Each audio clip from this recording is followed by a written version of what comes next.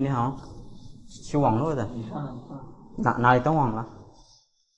是我们整个那个猫啊，你看呢？全部断网了吗？嗯，我先检查一下。这期是来街道办维修网络，都断网了。事情挺着急的，因为这边全部的电脑都断网了。很多师傅一听是公家的网络，怕给折腾坏了，所以只能喊我过来了。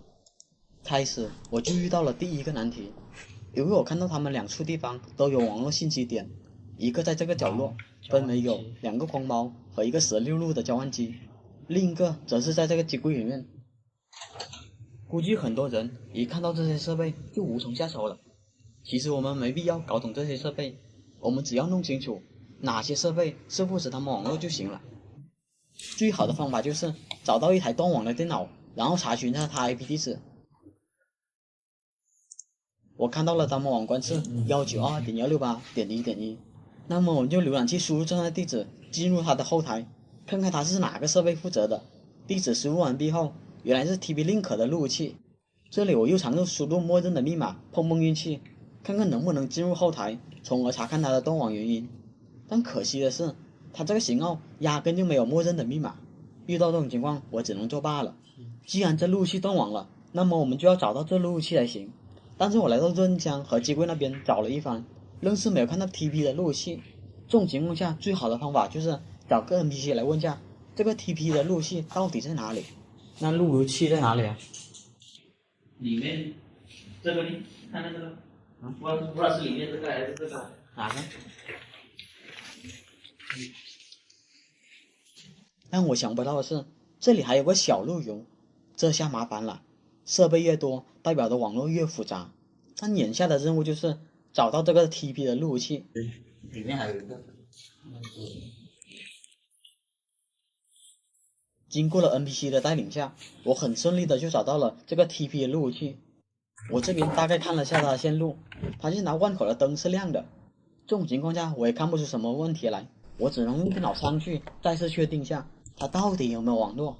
我电脑连接上去后，发现它确实是没有网络的，那我只能上群里看看它万口是接到哪个设备上的。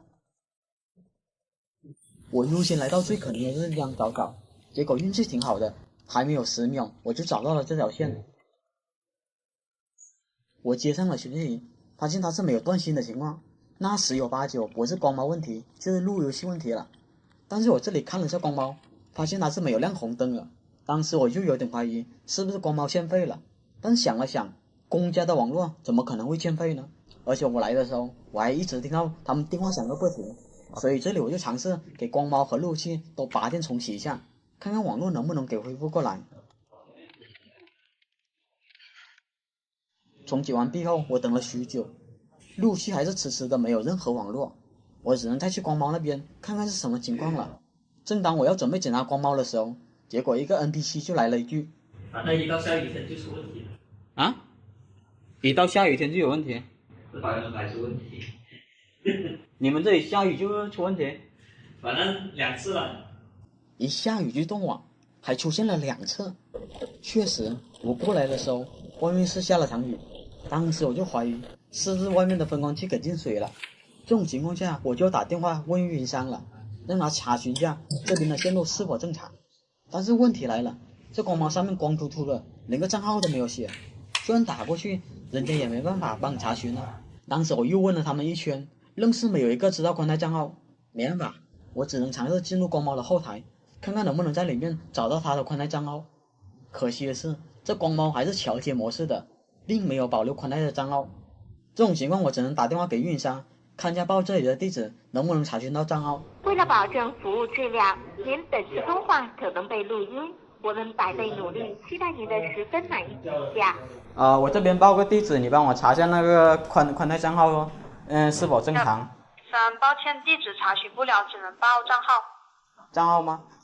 对，只能报账号，地址查不了的。但是那光猫上面连账号都没有。那这是用个人的身份证开的吗？还是企业开的？企业开的吗？对呀。有没有什么手机号码跟宽带是捆绑在一起的？这里的工作人员连宽带账号都不知道，更别说知道宽带绑定哪个手机了。遇到这种情况确实挺无解的，但方法还是有的，那就进入这路由器的后台，就能知道他宽带账号了。但是问题来了，面对管理员密码这拦路虎还是挺头疼的。但是小胡朋友就是多，马上摇了个朋友，他就帮我搞定了管理员密码。我就这样进入了后台，找到了宽带账号，于是我就打电话给客服。下午好，请问什么可以帮你？你好，我想查询一下我的宽带目前是否正常，我报下我的宽带账号给你，0898。检测核实的话呢，您当前这个号码已经提示欠费停机了，先生。欠费停机？是的。当时一个 NPC 也在旁边听着，但他否认了欠费。啊？还有200多块钱。还有200，但是我打电话他就说欠费了。690。这电话欠费吗？我看看，宽带和不是这个。这个是什么号码呀？我也不知道你们这种是什么号码，反正啊，47什么什么的。这是你们的宽带账号，你们查一下。不管怎么说，客服已经核实了，是他们宽带欠费。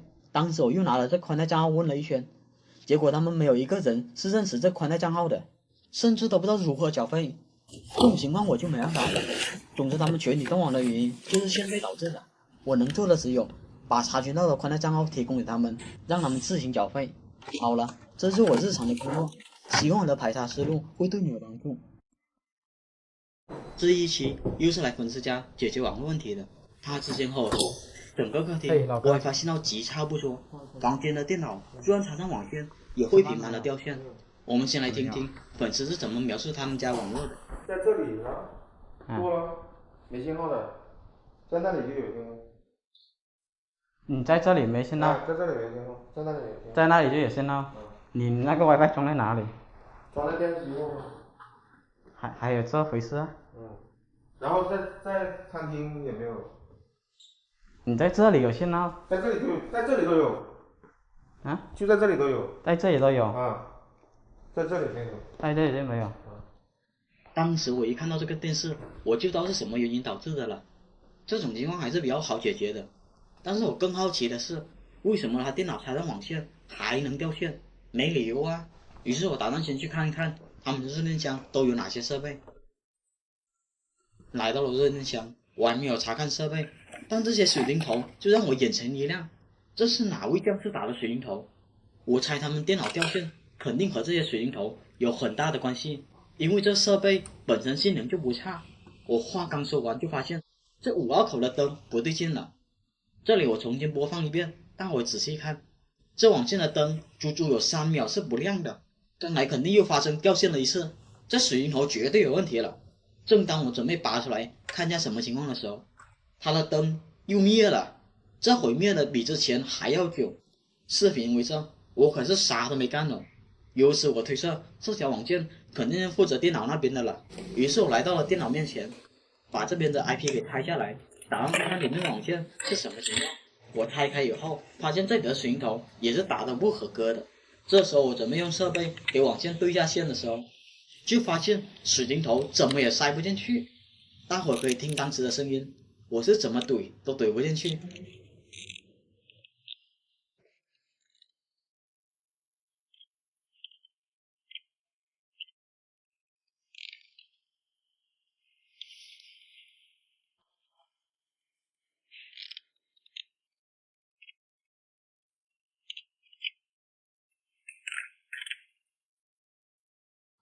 这时候我才注意到，这水龙头的8个金属片压根就没有完全摁下去，不知道大伙能不能看得出来。反正我们业内人士看一眼就能看出来了。后面我用压线钳把水龙头再压了一遍，压了一遍后，水龙头就很容易接上设备了。当时我怕大伙没有看清，所以我这里示范了2遍水龙头拔插效果。我以为对线会有几条线不亮，让我没想到的是1到8线居然都是全亮的。但是大伙注意这里这个 G， 这个灯是检测网线是否接地的，如果接地的话，那么这个 G 会亮起来的。很显然这里没有亮，预留这么好的网线不做接地就太可惜了。因为我发现他们大多数网线还是和电线混在一起的，之前埋线的师傅肯定是偷懒了，所以一会儿我得帮他们网线做下接地才行。然后再检查其他水龙头的情况，都发现有不同程度的没有压好，尤其这个水龙头1号和7号芯很明显没有压进去，这样往后都能通，这就很神奇了。我都怀疑上个师傅不会是路边捡一把网线就上岗了吧？另外一个也是8个金属片没有完全压进去，这个比上个还要明显。我这里用我的网线钳压一下，然后再对比一下，你们就知道了。左边是没有压之前的，右边是被我重新压过的。左边的金属片明显凸出来很多，没有压进去，居然还能用这么久，难怪经常掉线。我以为这里的水银头只是单纯的金属片没有完全压进去罢了，让我没想到的是这个就更厉害了。别人都是没有完全压进去，他倒好，一半进去一半出来那种。为了更直观点，我用另一个水银头给大伙做一下对比，很明显看得出来，这个金属片有一半翘得很明显了。这我就好奇了，之前的师傅怎么一把压线钳打成3种效果的？这给我3把不一样的钳子，我也打不出这种效果啊！得了，这些水银头都要剪掉，重新打过才行。当时打这些水银头拍摄过程不是那么清晰，所以大伙可以看看我前几期视频，看看我是如何水银头做接地的。经过了一段时间，水银头都打完后，我再对一下网线，大伙注意看，这个G耀灯亮起来了，那么就代表这网线已经接地了。就这样，我把所有的水银头都换了一遍，这就解决了他们掉线的问题。那么接下来就解决信号差的问题了。看过我前2期的都知道，这种情况我遇到过。他们客厅信号差的原因就是他把 WiFi 装到了电视后面，电视后面都有一块金属屏蔽罩，那金属屏蔽罩干扰 WiFi 信号特别的厉害。期间还有粉丝给我提供电视拆开后的图片，图中的这个金属屏蔽罩就是防止外界和电磁干扰对内部的电路正常工作造成破坏。就是这个金属屏蔽罩会大大的扰乱 WiFi 信号的正常运转，所以就会出现信号特别不稳定的情况。好在这粉丝比较讲究，在客厅预留了2条网线。当时我和他一起把电视抬了下来，再把 AP 给拆了，然后把 AP 装在下面那条网线上。远离了电视之后，他的 WiFi 信号问题也就解决了。好了，本期看点不多，希望对你有帮助。下一期是打这种分体式水平头。